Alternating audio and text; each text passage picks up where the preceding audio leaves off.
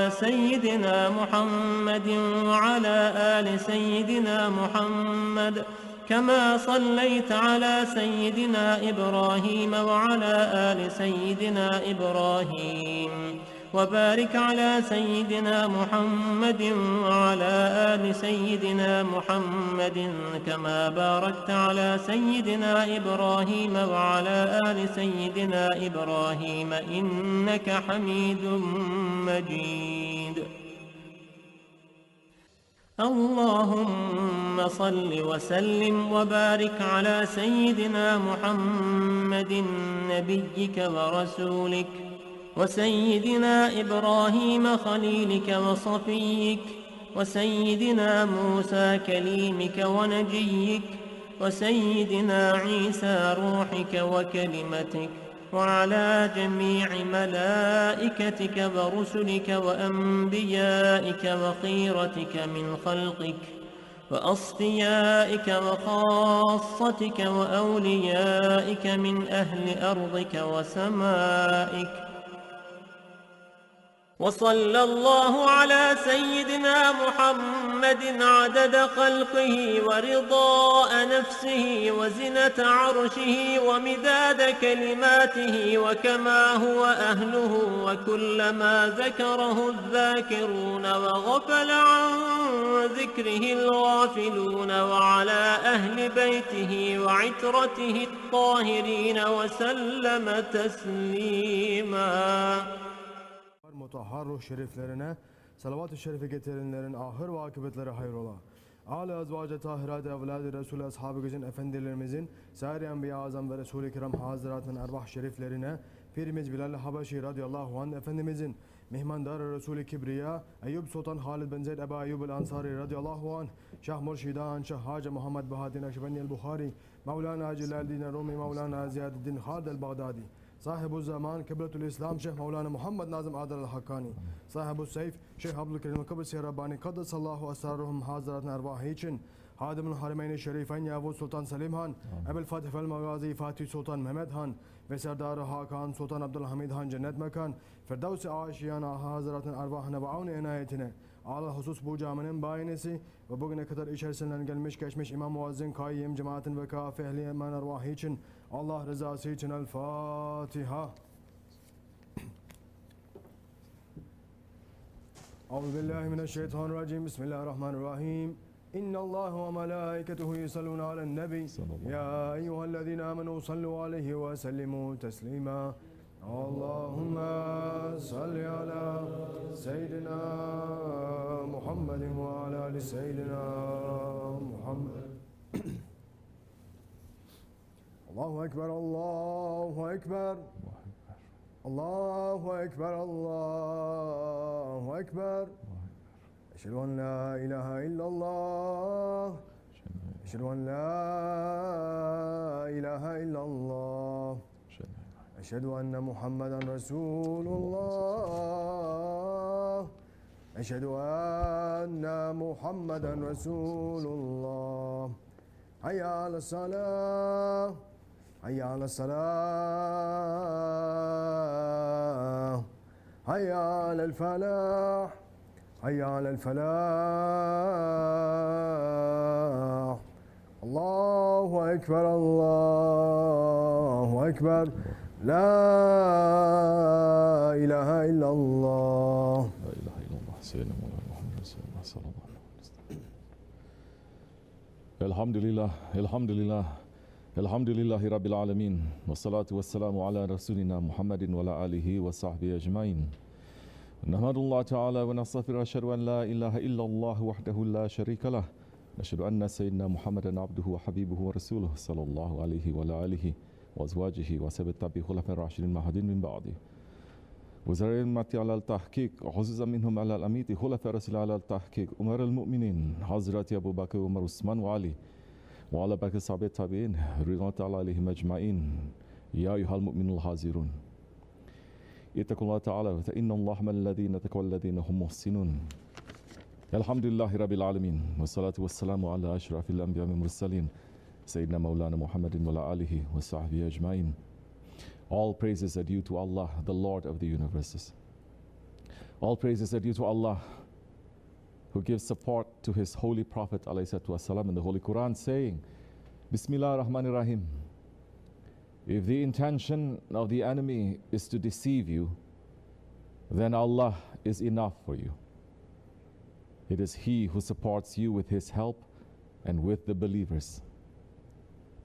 And as for the believers, He has put affection between their hearts. If you had spent all that is in the earth, you could not have brought their hearts together. But Allah brought them together. Truly, He is mighty, wise. O Prophet, Allah is enough for you and those who follow you from the believers. Sadaqallahu al-Azim. May all peace and blessings be upon the pride of creation, Sayyidina Muhammad alayhi wasallam. Ya Allah, bless our Master Muhammad alayhi wasallam for eternity and seat him in the place of honor at your side and give him privilege and favor and the favor of shafa'at and the highest station, and bestow on him the maqam al-mahmud that you have promised him, because you do not change what has been decreed. Ya Allah, I beg you, for you are my King, my Master, my Mawla, my confidence and my hope. I beg you for the sake of the holy month of Muharram and the holy city of Mecca and the holy lands and the holy turba of your Prophet ﷺ, that you bestow on me from the good that none knows but you, and that you protect me from the evil that none knows but you. Ameen. Ameen, inshallah. May peace and blessings be upon his noble family and upon his holy companions, especially upon the Four Khulafa Rashidin, Hazrat Abu Bakr Siddiq, Hazrat Umar al-Faruq, Hazrat Osman al-Ghani, and Hazrat Ali al-Murtaza, and all those who follow them until the last day. May peace and blessings be upon the Mashayikh of this noble way, the Sheikhs of Sohbat. May peace and blessings be upon the Ottoman Sultans, the pillars of truth and justice. May Allah love those who love them. May Allah curse those who hate them. O believers, Allah subhanahu wa ta'ala did not create man to be alone. Even in the paradises, our father Adam alayhi salam felt lonely, and Allah subhanahu wa ta'ala created our mother Hawana to be his companion. In this life, Allah subhanahu wa ta'ala did not create man to live by himself without others. It is the nature of man to organize himself with other people, whether it is a family, a town, a city, or a country. This is the nature of humans. What our Holy Prophet ﷺ came to show us is how to take that nature of man, that nature of being together, and make it for the sake of Allah subhanahu wa ta'ala. When Holy Prophet ﷺ came and declared the message of Islam in Mecca, what happened? Those people who came from the most tribal society on earth, they broke the bonds of that tribe, and they came together to organize themselves in a new way, in a community founded on La ilaha illallah Muhammadur Rasulullah. It did not matter their tribe, their clan, their mother, their father, or their race. They left everything on the side and they entered into the Dergahi of the Holy Prophet ﷺ and said, "This is my community." They lived as a community in Mecca. They lived as a community when they were tortured. They lived as a community when they were expelled from Mecca and had to live on the outskirts of the city, when nobody bought from them or sold from them, when they starved together and saw their children and beloved ones die together. They undertook the difficult journey to Medina together. They fought in Badr, in Uhud, in Handak together. They built a new city, a new civilization together. They entered Mecca again together under the leadership of that Holy Prophet ﷺ. They established a society that has never known before in the history of man, an empire of faith, a sultanate founded upon the love of Allah and His Holy Prophet. The Ummah has lost all this completely today. We lost this when we lost that one who is representing that Prophet, the Khalifatullah.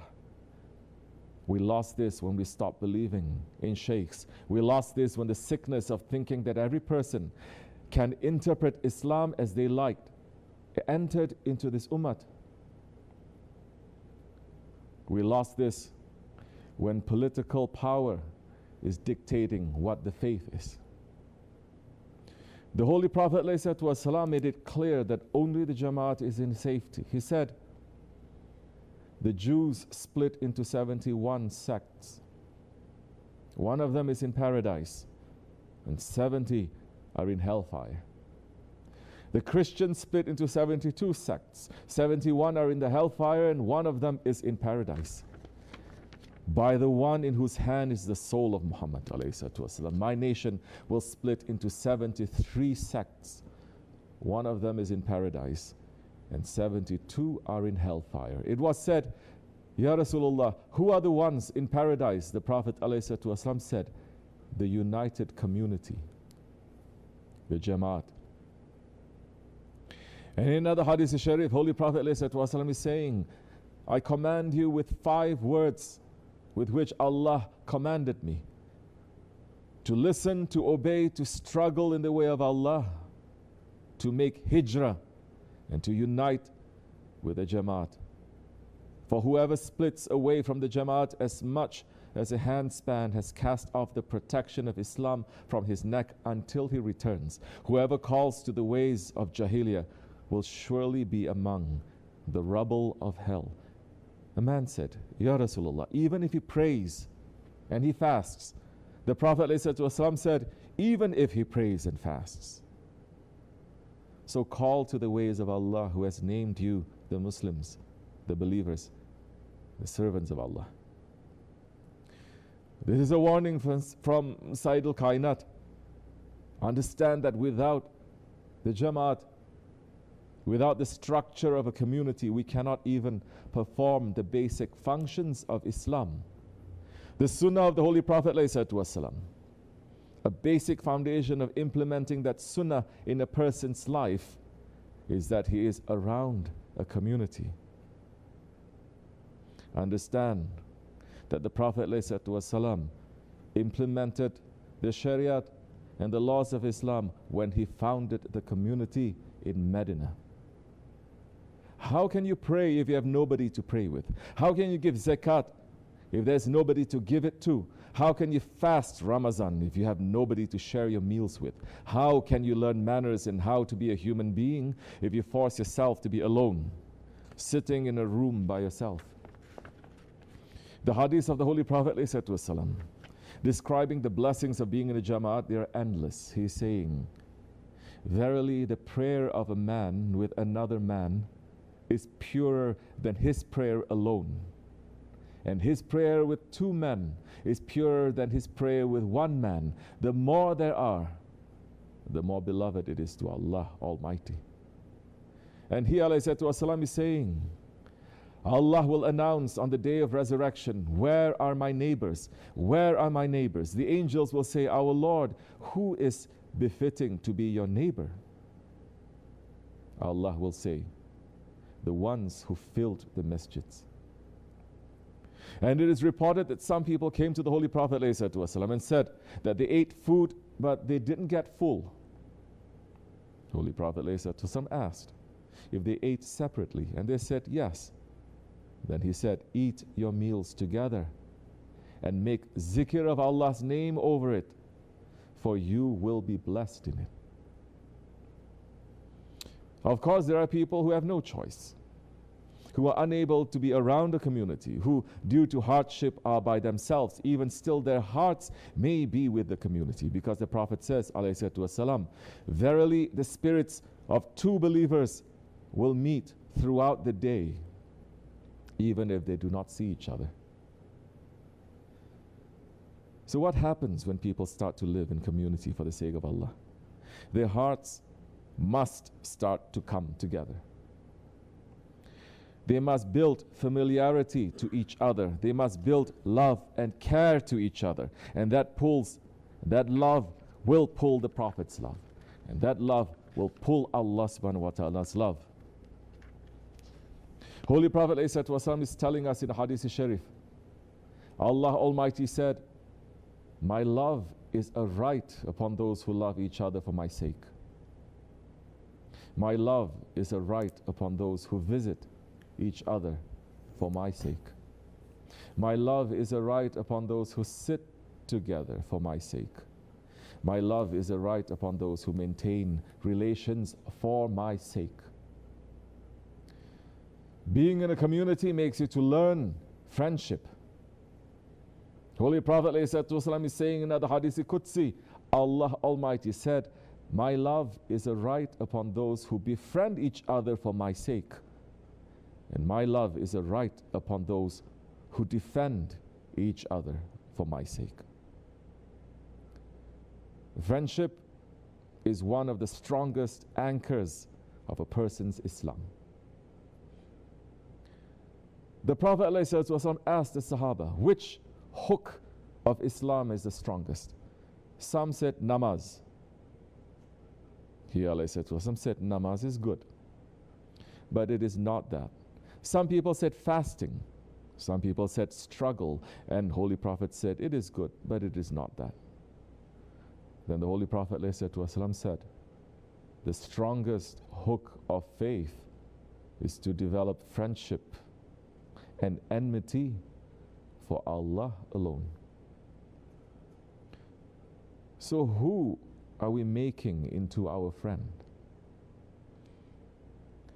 Mawlana Jalaluddin Rumi Qadasasir is saying, every awliya is Allah's proof. The rank and station of men and women is determined by how they treat the awliya. If they are hostile to the awliya, they are acting hostile against Allah. If they are friends with the awliya, they have made friendship with Allah. For Allah says, whoever has seen them has seen me. Whoever finds them has found me. True friendship is to sacrifice oneself for one's friend, to plunge into danger for our friend's sake, for all are headed towards one and the same goal. All are drowned in one and the same sea. This is the effect of faith and submission to Allah. And the friends of Allah, they speak the truth. Our Shaykh Sahib al-Saif, Shaykh Abdul Karim al-Kibrisi Rabbani, he made a community for the sake of understanding what is this friendship. Understand, we are not declaring that we are perfect. Understand that we are not saying that we're doing everything correctly. We are here to understand how much more we must have and we must do. Understanding how it was. This is why he built.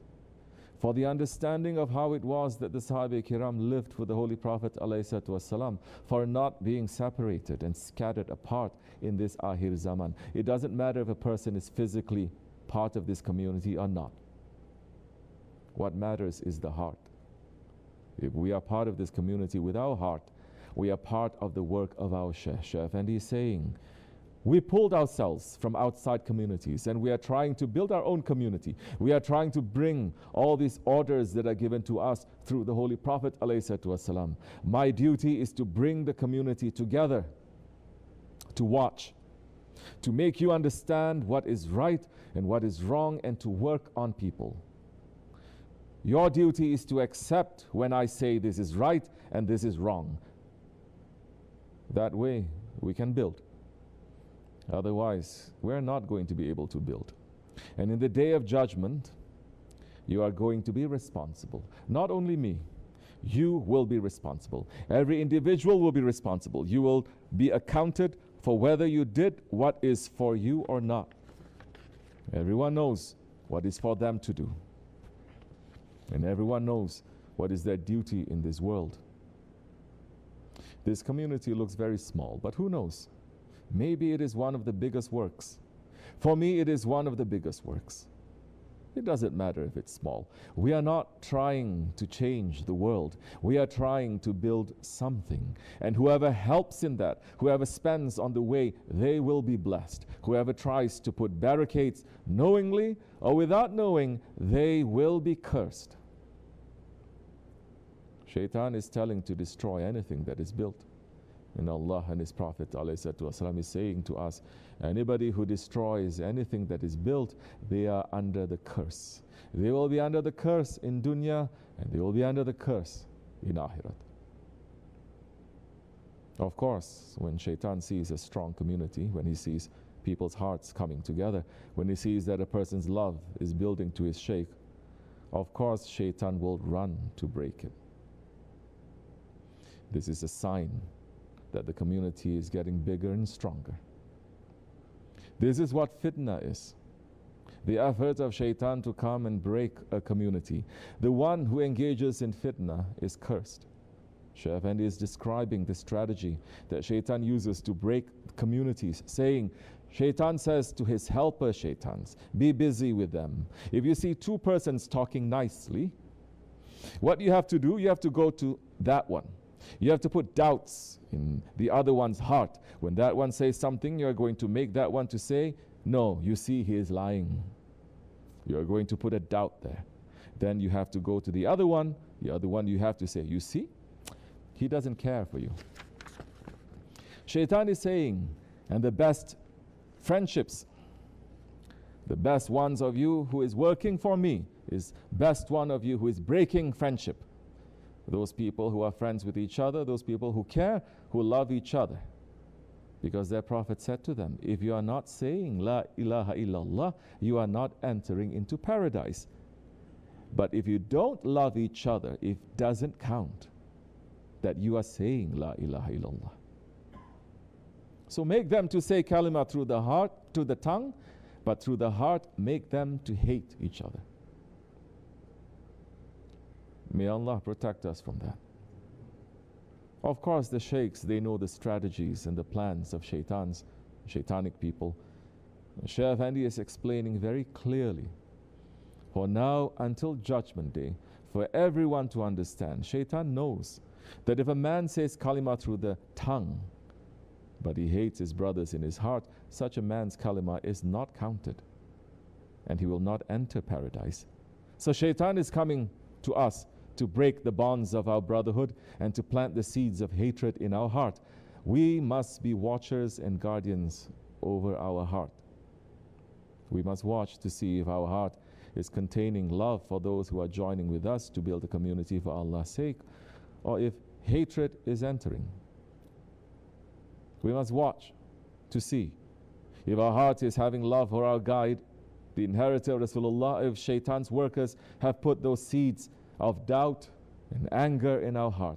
If we let those seeds to grow, we can make zikr, we can pray, we can fast, but our hearts have become dirty, and that will not take us anymore to paradise. The community of believers is established upon the example of the holy city of Medina. And Hazrati Ali al-Murtaza, Karamallahu Wajha, is telling us that Holy Prophet ﷺ said, Medina is sacred from the mountain up till the borders. Whoever makes a heresy, a bid'at in it, or helps a heretic or the person who practices bid'at, whoever does that, upon him is the curse of Allah, the angels, and the people all together. His obligatory and extra good deeds will not be accepted. The protection of the Muslims is one. Whoever betrays a Muslim, upon him is the curse of Allah, the angels, and the people all together. His obligatory and extra good deeds will not be accepted. We must guard our hearts. We have made a bayat, and that is a submission to a guide who sees what is in our hearts and warns us when shaitan is entering. We must keep sohbat only with those who remind us of Allah.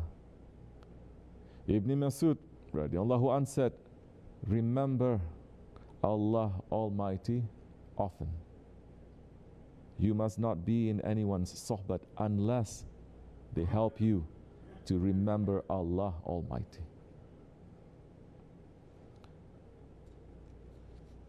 We should build on that real love, not love according to songs and social media, love according to the saints. And Imam Rabbani Qadasir is saying in his Maktubat al-Sharif, in love and respect, deception and a false face is not permissible. In love and respect, to fool others and to have a double face is not permissible. The reason is that a person who loves someone is completely overtaken by this love, and he will never accept that his beloved is being attacked in any manner. He will also never agree to make peace with the enemies of his beloved. We must love for Allah's sake and leave for Allah's sake. The blessings of Jamaat that we have in these days is very rare. If we waste it, we will pull the displeasure of Allah. One of the early Muslims said, a time will come to people in which the most rare thing of that era will be a friendly brother, or a lawfully earned coin, or a practice from the Sunnah. How we are living those days, and how we are protected from all of that for the blessings of our Shaykh. And how much more grateful and how much more in shukr we have to be. We have these, alhamdulillah. This friendship that we can have inside a Jamaat, it is the greatest gift that Allah subhanahu wa ta'ala grants to a man inside this worldly life. One of the very big awliya, Hazrat Abu Median, is saying, there is no taste in this life except in the companionship of the holy ones. They are the real sultans, the real masters, the real princes. So join their sohbats and learn the adab of their gatherings and keep your obligations even if they ignore you. Make your heart always open to your brothers without a limit, out of feelings and understanding, and turn your face if you see one of them slip. Watch the Shaykh carefully in all his conditions, because maybe then you will see a sign of his pleasure on you. Always be ready for his hizmat. Maybe he will be pleased with you. But be careful if you see he is annoyed with you, because it is in his satisfaction that you will find the satisfaction of your Creator and his obedience. He has granted you his good pleasure through his sohbat. So beware of abandoning it. This way, if we follow it properly, gives us taste in this life. It gives us happiness in this life, and it brings us to happiness in the next life. This way is the way of happy servants. We are ending with our Shaykh's advice, which is endless in its support and madad that comes to us. He's saying our duty is to try to live Islam correctly with ourselves, with our own ego. That is the biggest jihad that you are going to make, and that is obligation to every believer, that jihad. The other jihad that they are talking nonsense about all the time may happen once in a person's life, or it may never happen, and that is not obligation to everyone.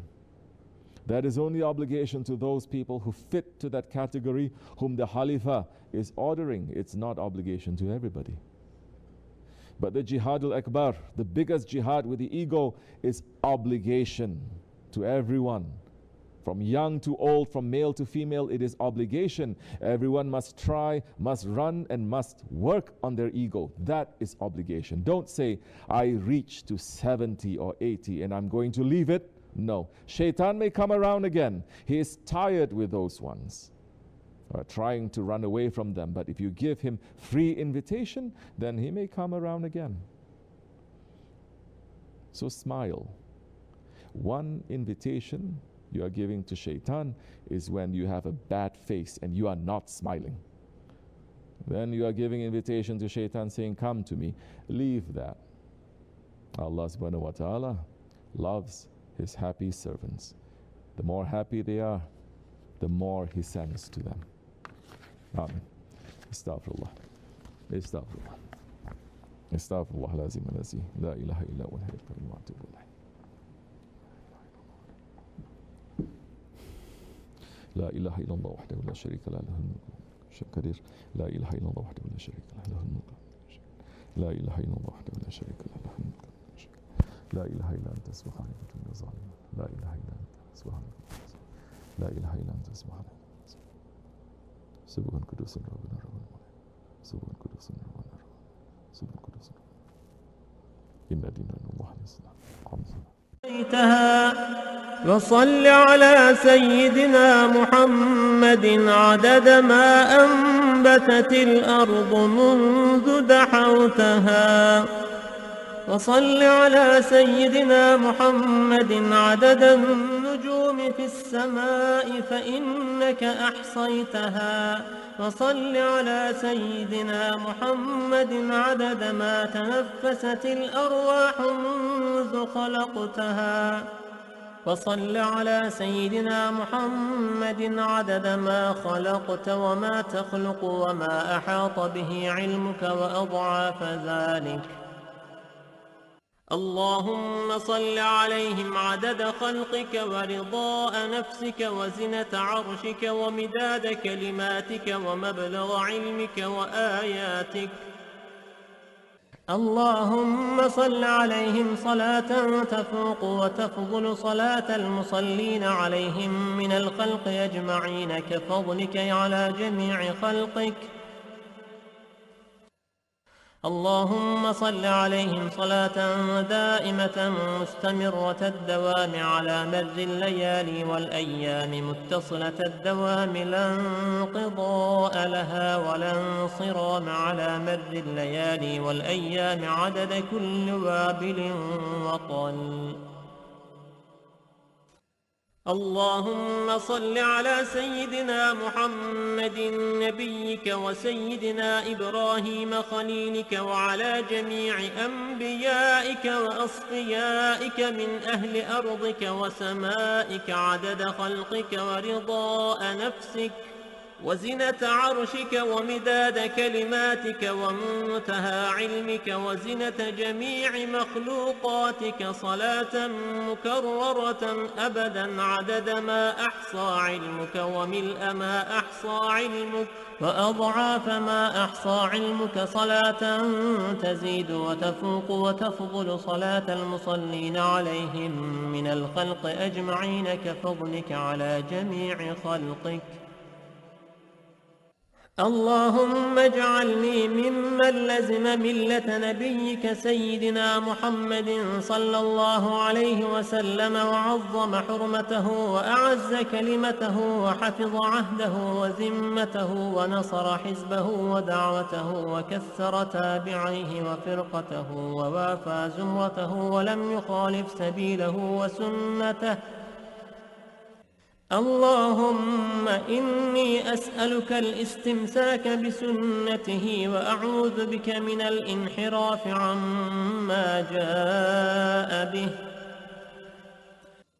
اللهم إني أسألك من خير ما سألك منه سيدنا محمد نبيك ورسولك صلى الله عليه وسلم وأعوذ بك من شر ما استعاذك منه سيدنا محمد نبيك ورسولك صلى الله عليه وسلم اللهم اعصمني من شر الفتن وعافني من جميع المحن وأصلح مني ما ظهر وما بطن ونق قلبي من الحقد والحسد ولا تجعل علي تباعة لأحد.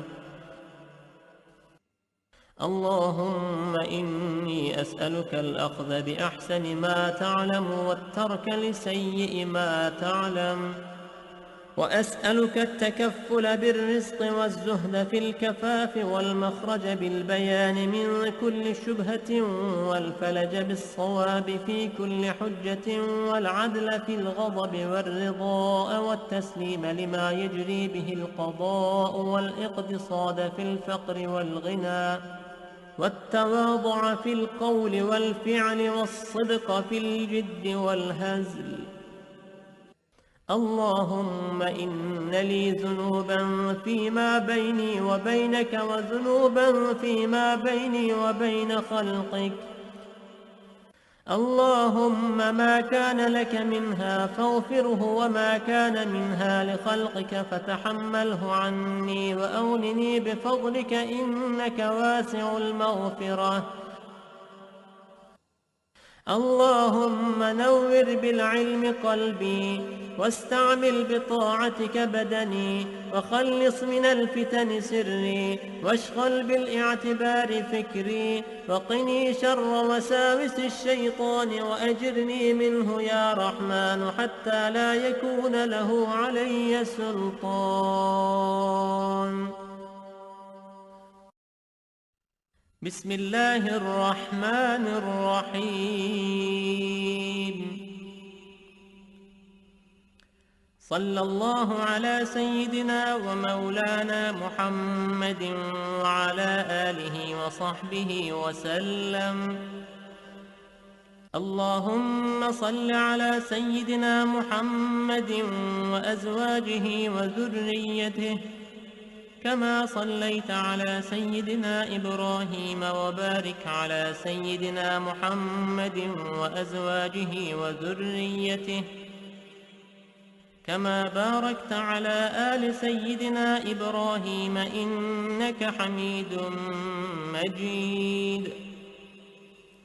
اللهم صل على سيدنا محمد وعلى آله كما صليت على سيدنا إبراهيم وبارك على سيدنا محمد وعلى آل سيدنا محمد كما باركت على آل سيدنا إبراهيم في العالمين إنك حميد مجيد.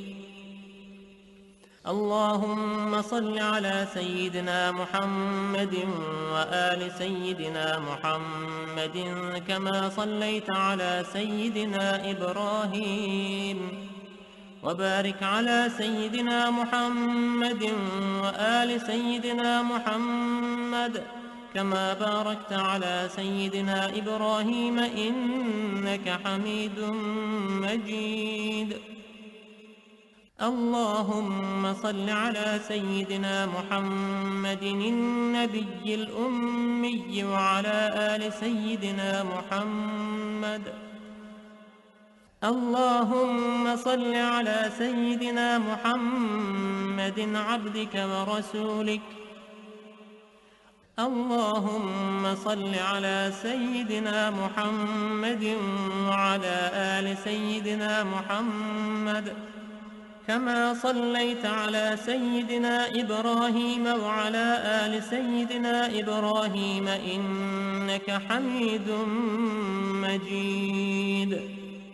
اللهم بارك على سيدنا محمد وعلى آل سيدنا محمد كما باركت على سيدنا إبراهيم وعلى آل سيدنا إبراهيم إنك حميد مجيد. اللهم وترحم على سيدنا محمد وعلى آل سيدنا محمد كما ترحمت على سيدنا إبراهيم وعلى آل سيدنا إبراهيم إنك حميد مجيد. اللهم وتحنن على سيدنا محمد وعلى آل سيدنا محمد كما تحننت على سيدنا إبراهيم وعلى آل سيدنا إبراهيم إنك حميد مجيد. اللهم وسلم على سيدنا محمد وعلى آل سيدنا محمد كما سلمت على سيدنا إبراهيم وعلى آل سيدنا إبراهيم إنك حميد مجيد. اللهم صل على سيدنا محمد وعلى آل سيدنا محمد وارحم سيدنا محمدا وآل سيدنا محمد وبارك على سيدنا محمد وعلى آل سيدنا محمد كما صليت ورحمت وباركت على سيدنا إبراهيم وعلى آل سيدنا إبراهيم في العالمين إنك حميد مجيد. اللهم صل على سيدنا محمد النبي وأزواجه أمهات المؤمنين وذريته وأهل بيته كما صليت على سيدنا إبراهيم إنك حميد مجيد. اللهم بارك على سيدنا محمد وعلى آل سيدنا محمد كما باركت على سيدنا إبراهيم إنك حميد مجيد. اللهم داحي المدحوات وبارئ المسموكات وجبار القلوب على فطرتها شقيها وسعيدها اجعل شرائف صلواتك ونوامي بركاتك ورأفة تحننك على سيدنا محمد عبدك ورسولك الفاتح لما أغلق والخاتم لما سبق والمعلن الحق بالحق والدامغ لجيشات الأباطيل كما حمل فاضطلع بأمرك بطاعتك مستنفذا في مرضاتك واعيا لوحيك حافظا لعهدك ماضيا على نفاذ أمرك حتى أورى قبسا لقابس آلاء الله تصل بأهله أسبابه به هديت القلوب بعد خوضات الفتن والإثم وأبهج موضحات الأعلام ونائرات الأحكام ومنيرات الإسلام فهو أمينك المأمون وخازن علمك المخزون وشهيدك يوم الدين وبعيثك نعمة ورسولك بالحق رحمة. اللهم افسح له في عدنك واجزه مضاعفات الخير من فضلك مهنآت له غير مكدرات من فوز ثوابك المحلول وجزيل عطائك المعلول. اللهم أعل على بناء الناس بناءه وأكرم مثواه لديك ونزله وأتمم له نوره واجزه من ابتعاثك له مقبول الشهادة ومرضي المقالة ذا منطق عدل وخطة فصل وبرهان عظيم. إن الله وملائكته يصلون على النبي يا أيها الذين آمنوا صلوا عليه وسلموا تسليما لبيك اللهم ربي وسعديك صلوات الله البر. The believer must be happy on this day, must make the Jummah to be an Eid for yourselves, for your children, for your friends. This is a good thing. You don't feel it. Fake it till you make it. The good thing, imitate, force yourself to do it. You're not going to lose nothing. The bad things we're imitating and we're forcing ourselves to like it. Should not be. When you start losing the taste for namaz, for Jummah, sohbat and zikr, once you start losing the taste, check yourself. When you are alive in other things and you are dead here, check yourself. Your gas is finishing. Put it more, inshallah. That time you will get the benefit. This is for me first and for anyone who's listening. Assalamu alaikum. Sit, circle. اللهم ابعثه مقاما محمودا يغبطه فيه الأولون والآخرون. اللهم صل على سيدنا محمد وعلى آل سيدنا محمد كما صليت على سيدنا إبراهيم إنك حميد مجيد. اللهم بارك على سيدنا محمد وعلى آل سيدنا محمد كما باركت على سيدنا إبراهيم إنك حميد مجيد. اللهم صل على سيدنا محمد وعلى آله وأصحابه وأولاده وأزواجه وذريته وأهل بيته وأصهاره وأنصاره وأشياعه ومحبه وأمته وعلينا معهم أجمعين يا أرحم الراحمين. اللهم صل على سيدنا محمد عدد من صلى عليه وصل على سيدنا محمد عدد من لم يصل عليه وصل على سيدنا محمد كما أمرتنا بالصلاة عليه وصل عليه كما يحب أن يصلى عليه. اللهم صل على سيدنا محمد وعلى آل سيدنا محمد كما أمرتنا أن نصلي عليه.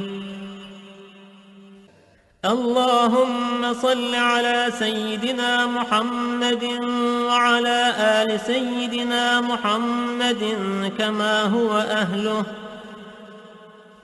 اللهم صل على سيدنا محمد وعلى آل سيدنا محمد كما تحب وترضاه له. اللهم يا رب سيدنا محمد وآل سيدنا محمد صل على سيدنا محمد وآل سيدنا محمد وأعط سيدنا محمدا الدرجة والوسيلة في الجنة. اللهم يا رب سيدنا محمد وآل سيدنا محمد اجز سيدنا محمدا صلى الله عليه وسلم ما هو أهله. اللهم صل على سيدنا محمد وعلى آل سيدنا محمد وعلى أهل بيته. اللهم صل على سيدنا محمد وعلى آل سيدنا محمد حتى لا يبقى من الصلاة شيء، وارحم سيدنا محمدا وآل سيدنا محمد حتى لا يبقى من الرحمة شيء، وبارك على سيدنا محمد وعلى آل سيدنا محمد حتى لا يبقى من البركة شيء، وسلم على سيدنا محمد وعلى آل سيدنا محمد حتى لا يبقى من السلام شيء. اللهم صل على سيدنا محمد في الأولين، وصل على سيدنا محمد في الآخرين، وصل على سيدنا محمد في النبيين، وصل على سيدنا محمد في المرسلين، وصل على سيدنا محمد في الملأ الأعلى إلى يوم الدين. اللهم أعط سيدنا محمدا الوسيلة والفضيلة والشرف والدرجة الكبيرة. اللهم إني آمنت بسيدنا محمد ولم أره، فلا تحرمني في الجنان رؤيته، وارزقني صحبته، وتوفني على ملته، واسقني من حوضه مشربا رويا سائغا هنيئا لا نظمأ بعده أبدا، إنك على كل شيء قدير. اللهم أبلغ روح سيدنا محمد مني تحية وسلاما. اللهم وكما آمنت بسيدنا محمد ولم أره، فلا تحرمني في الجنان رؤيته. اللهم. You have a question? Okay. Say. Bismillah. Yes. We've been hearing this story since the childhood about the men of the caves and their dog. So my question is, what did that dog did special that Allah subhanahu wa ta'ala is taking him to the Jannah? Yeah, that's good. BismillahirRahmanirRahim. There are only a handful of animals that Allah subhanahu wa ta'ala is mentioning in the Quran. Everything that Allah is mentioning is very, very special. There's different hikmat, wisdom, different secrets that are there. And there's only a handful of animals also that the Holy Prophet ﷺ is also mentioning that he is praising. That's why the Ottomans, they are running after not only the Prophet, but what and who the Prophet loves. So the Prophet loves this camel. It must be something special. Prophet just doesn't choose any other old camel. It's special kind. So they say this camel is very special. So this camel is only for either high level people or only for prophets. And they breed it to give it a special rank. And that camel is a camel that is carrying the mahmal from Egypt, from Istanbul, going to Mecca, to Medina. What is a mahmal? Do you know? You know? But you know so much. You understand paradoxes and contradictions. This one you don't know. Mahmal is departing on, I believe it's Rabiul Awwal, no? On the day of the Prophet's birthday, alayhi wasallam. And these mahmal is, they have a different word sometimes here and there. It's a procession. And people who want to give gifts to the people in Mecca, Medina. So they would put it into this camel. Beautiful procession. The Sultan wishes to put gold, this, they put it on that camel. The people in each town, each village They come together, they say, we want to give one lamp, or some gold coins, or some tapestry or something, and to be distributed to the people in Mecca and Medina, because these ones are special ones. They're the neighbors of the Prophet ﷺ. So they would do that, and every year a big procession would happen, and the Sayyids of the Sayyids will be leading the procession to coincide from the time of the, I believe it is the Mawlid of the Prophet ﷺ, to be in time for the Hajj, that they are there. And then they will stop over in major Islamic cities along the way, from Istanbul, then going to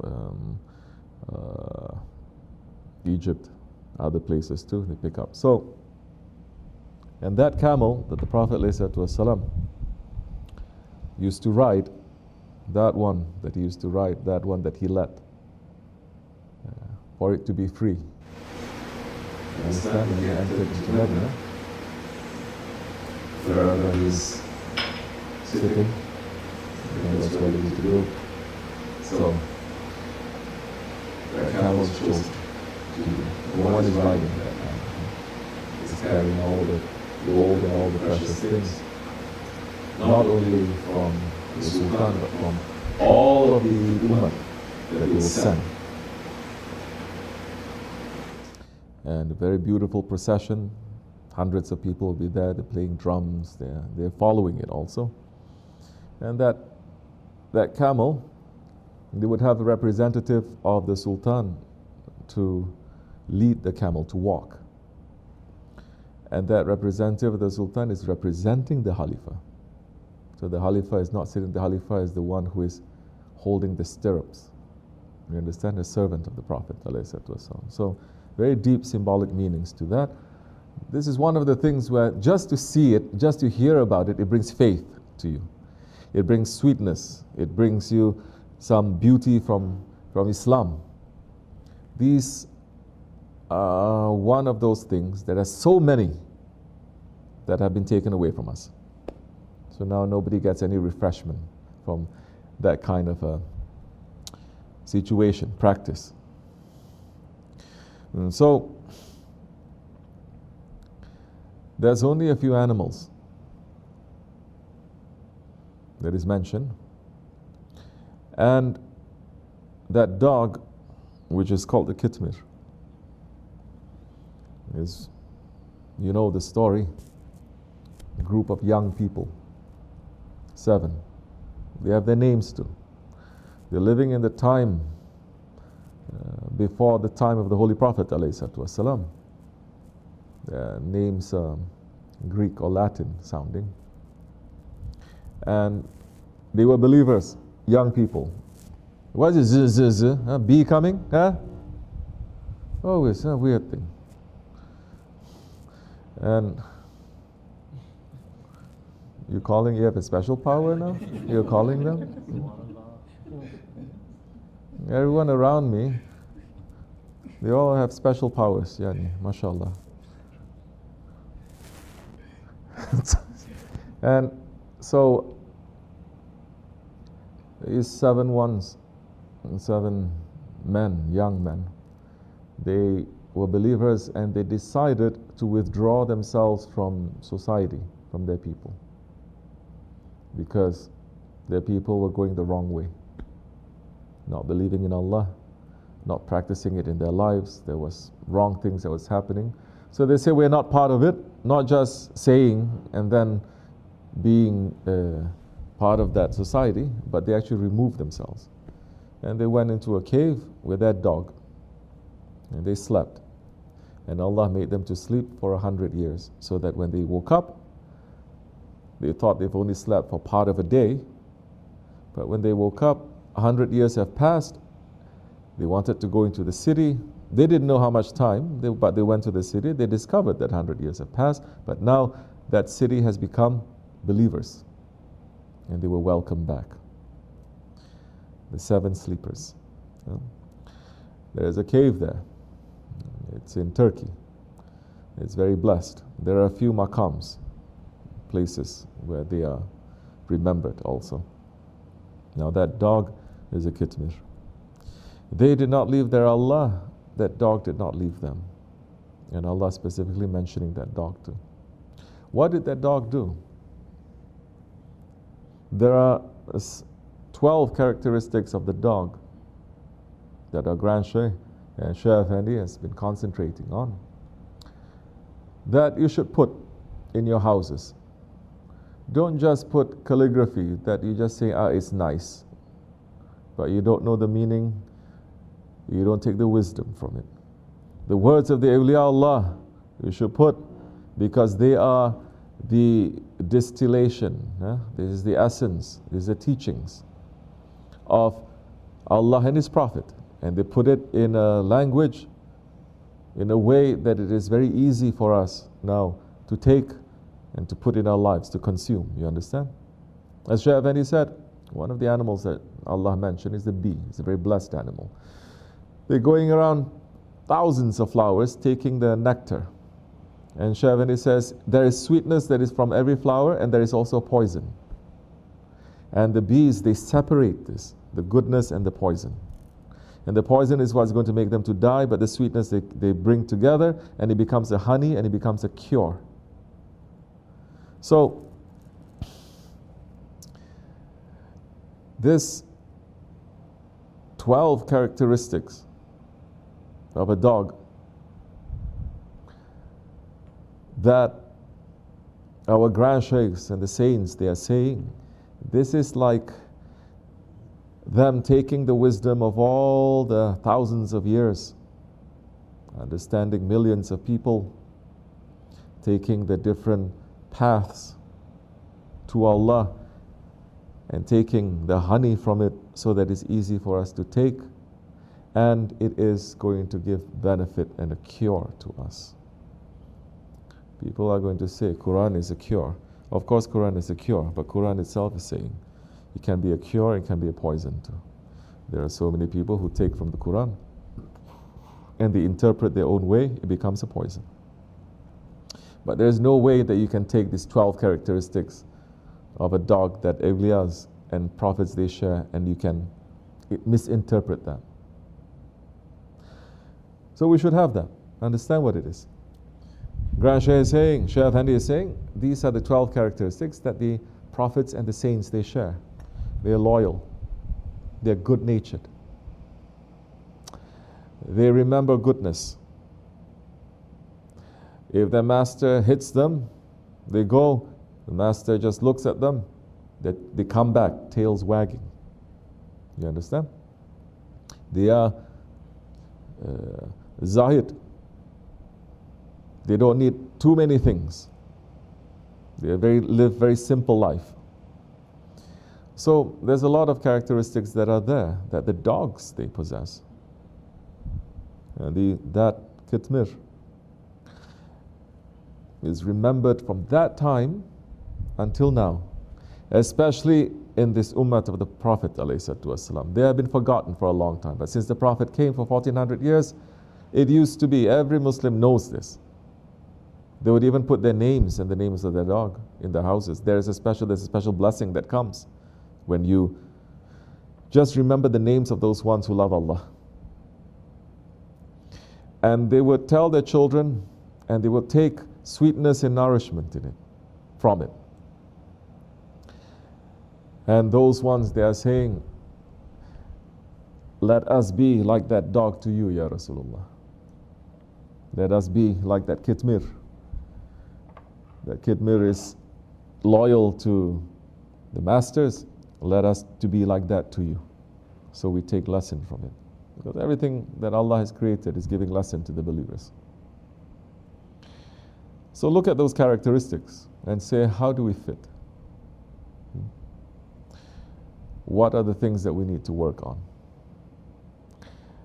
They are grateful, they are loyal. So we need to work on those characteristics. Then just by having those characteristics of a dog, it is not mentioned in all those 12 characteristics how much zikr is making, prayers, this, that. No, it's just characteristics. You understand? So if we are looking at that and being around people who have those characteristics, studying them, putting it in our lives, maybe Allah will mention us. This is important, inshallah. Okay, this much is enough. Fatiha. What's happening? So many strange things happening. Okay, any other questions? BismillahirRahmanirRahim.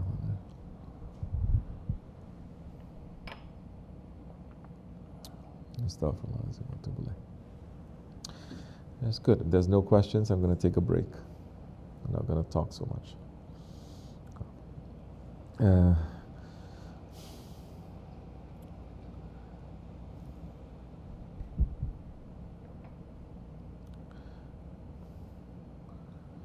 Should be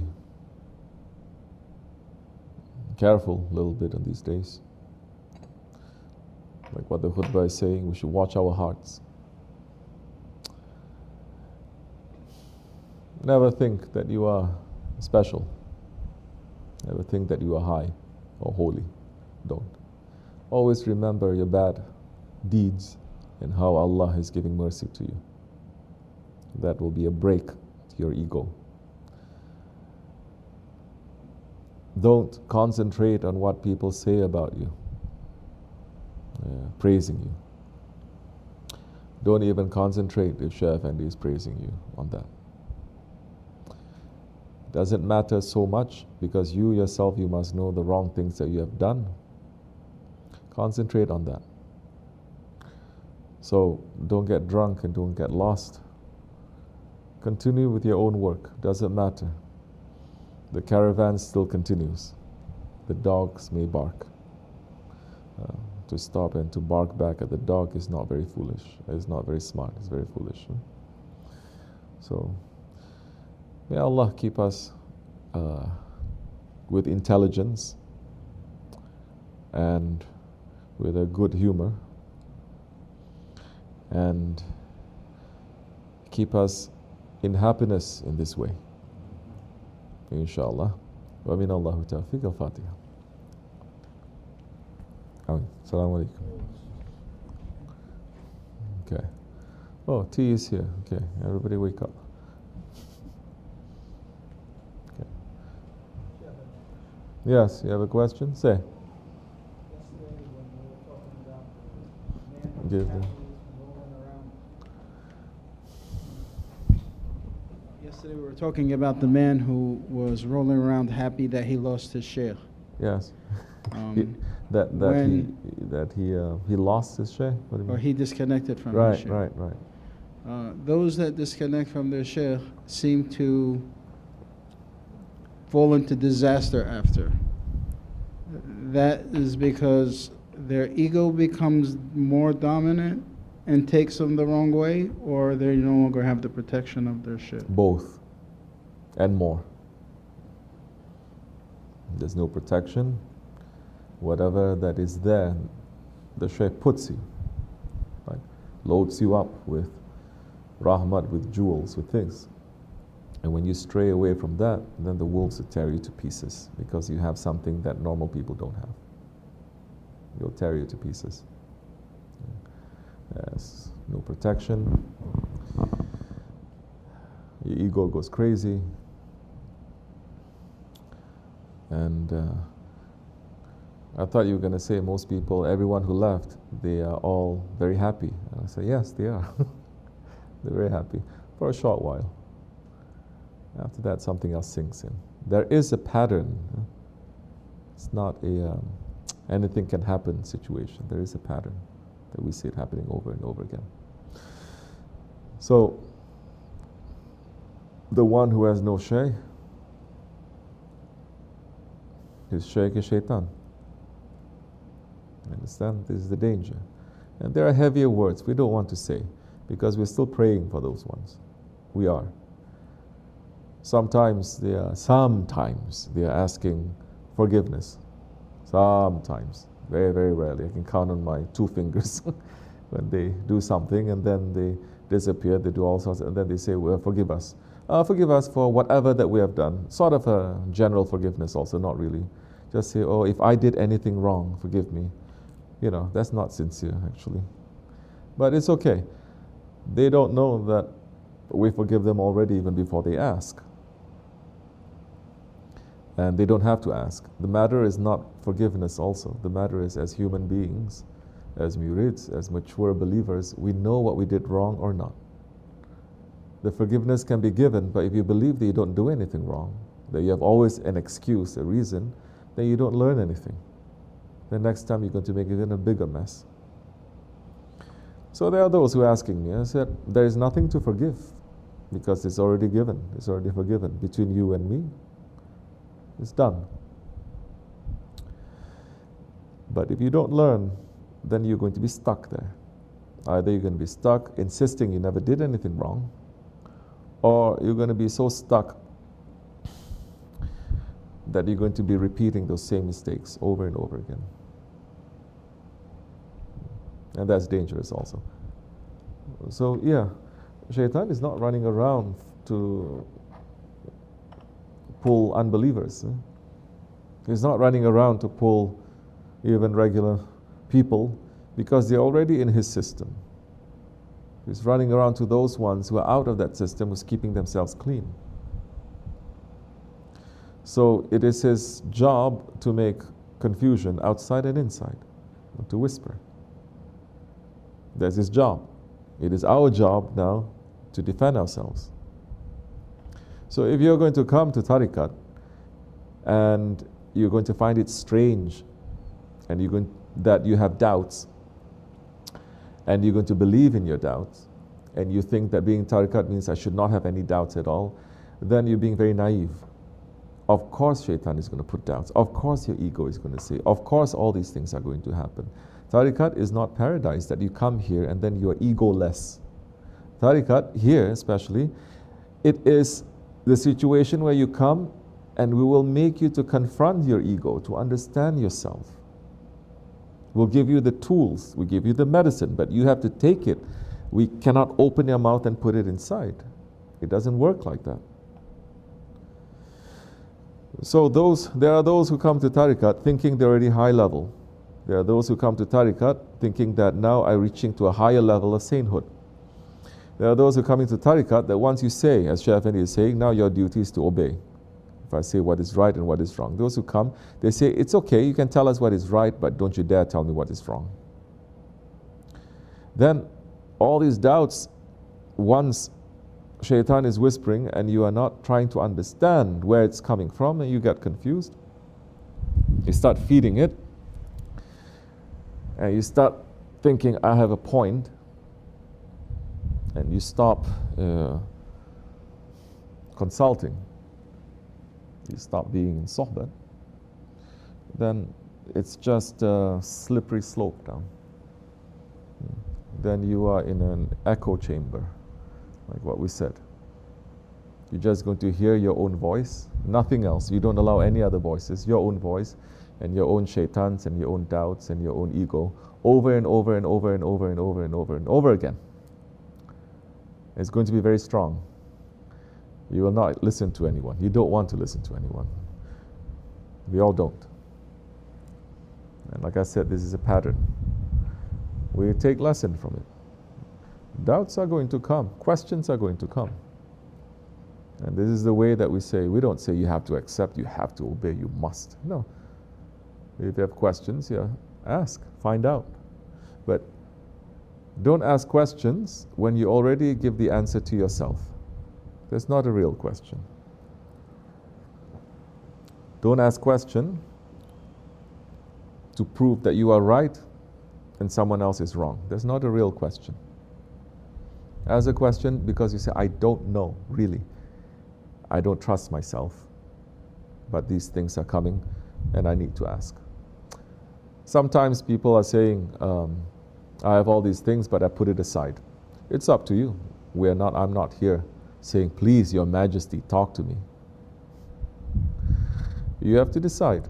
You want to push it under the rug? It's up to you. You want to bring it up? It's up to you. You want to let it grow to become a mountain? It is up to you. You want to take it out and destroy it in its infancy? It is up to you. This is up to you. Besides all of this, we have different work that we're supposed to do. Whether it's religious obligations, obligations towards one another, obligations to the family, obligations that we are going to perform as a Jamaat. But this is a pattern that we see when people have doubts. They don't seek someone to give them an answer or an opposite answer or something, a different point of view. They will seek those ones who have the same doubts. I have questions. I'm not going to ask anyone who's going to give me an answer, which I already know they're going to give me an answer. I'm going to seek someone who also has those doubts and spend time with them, and this one, this one. So, like I said, it's an echo chamber.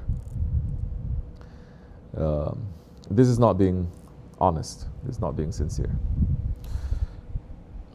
Then you always find excuses to say, well, we cannot talk because this, this, and this.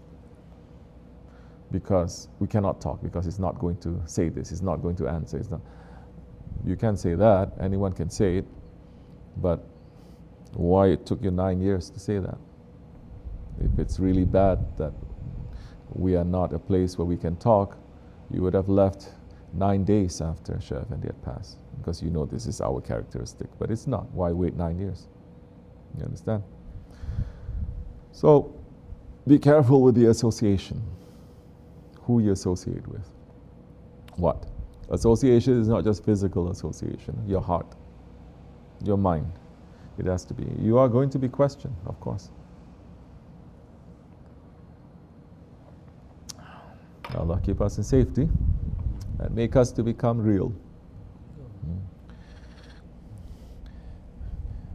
We are here talking about brotherhood, talking about love and everything, not because we are saying we have brotherhood, we're saying we have love. We're saying it because we want more. We need this advice. We lack here and there, definitely. You understand? So, it's up to you. Everyone is going to be hung by their own feet. We're all going to be responsible. Assalamu alaikum. Okay. Eyvallah. Evet, anything else? Yes. Question. Give that to you. Bismillahirrahmanirrahim. When Hussein Islam's followers, when they betrayed him in the middle of the night, you said that the ones that followed him, they knew months before that they were gonna die with him.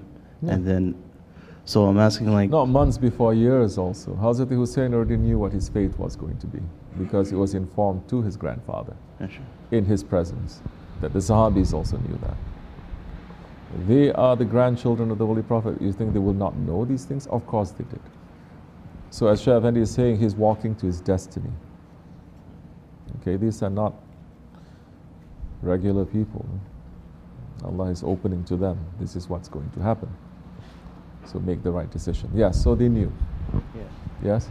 So they knew Shem, and the ones that left that night, the ones that betrayed, I wanted to know, like, they were with Hussein Islam from the beginning.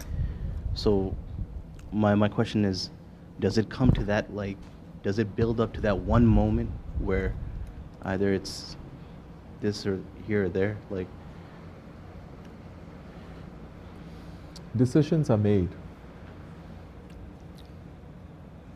from one moment. But you formulating that moment to act in that moment takes a long time.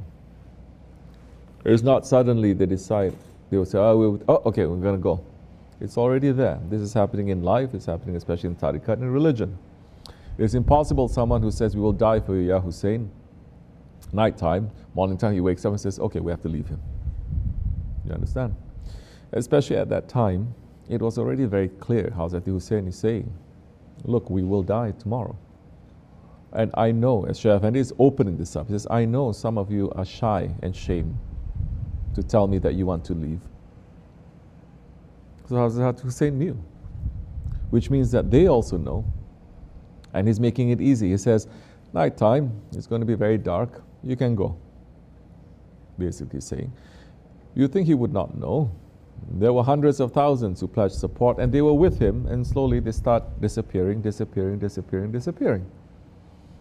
So he knew how it's going to be. But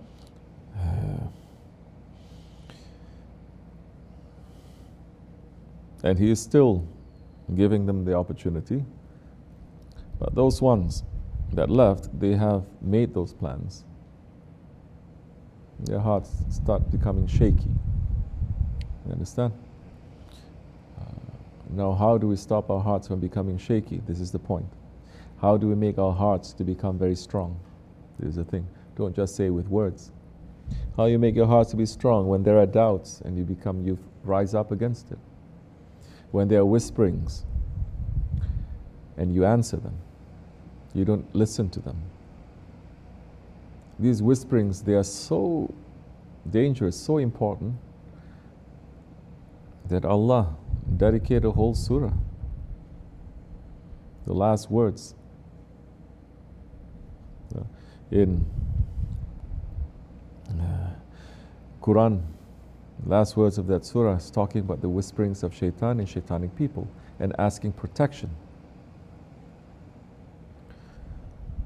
So tariqat is to look at these whisperings, not to entertain every whispering that comes. Is to look, is this coming from Shaitan? Is this coming from Rahman? You are following someone. You are following a shaykh, a guide. Then you're going to see through his eyes. You don't eat everything that you want because you know this is healthy and this is unhealthy. If you have a nutritionist at hand, you're going to consult him with everything and you're going to follow. Because the nutritionist is there to give you advice, to give you the best health. You're not going to doubt your nutritionist. It's very stupid. You don't have the same knowledge. Even if you don't like, you're going to say this is what he advised, but you'll never doubt him. And this is worse when it comes to spirituality, because people do that. They not only will say, no, I know more than him, they will rise up to say, he was never one in the first, he's a fake. It happens, because Shaitan whispers, and you listen. So it happens, like I said, it's questions they come, doubts they may come, it's how you deal with it. You understand? Is it real? Is it not real? Not every question that comes to you is real. Not every doubt that comes to you is real.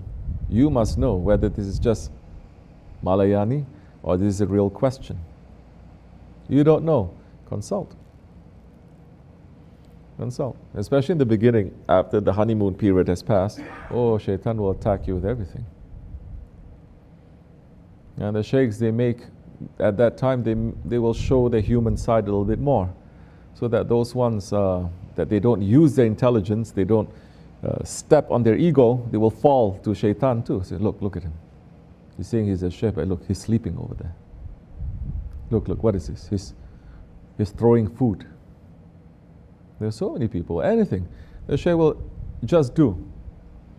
You're going to see how strong you are. If you're using your intelligence, it's not as if Allah did not give intelligence, He does. You understand? So,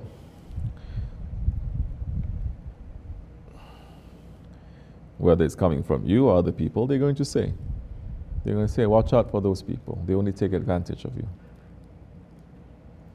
It's up to you. You want to listen, you don't want to listen. It's up to you to process it. We should be intelligent. Inshallah. It's coming from Allah. Assalamu alaikum. Eat your cake. La ilaha illallah. Ashka. Anything else? No. As much as enough. Assalamu alaikum.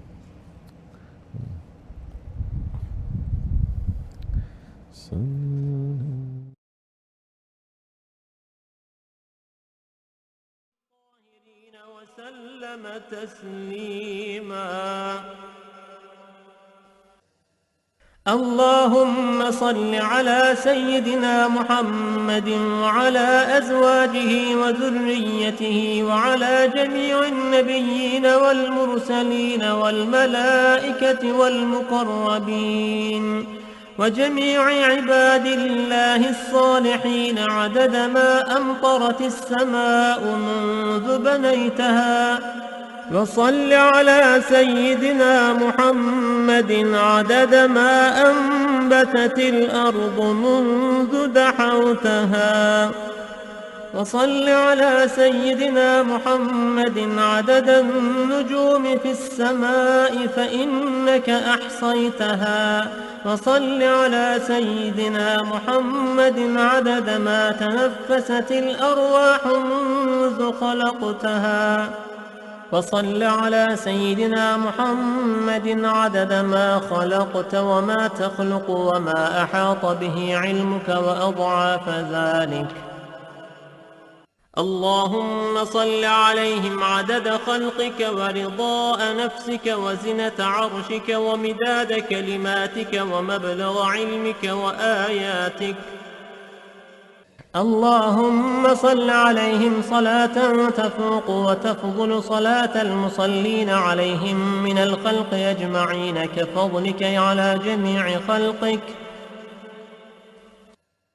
اللهم صل عليهم صلاة دائمة مستمرة الدوام على مر الليالي والأيام متصلة الدوام لا انقضاء لها ولا انصرام على مر الليالي والأيام عدد كل وابل وطل. اللهم صل على سيدنا محمد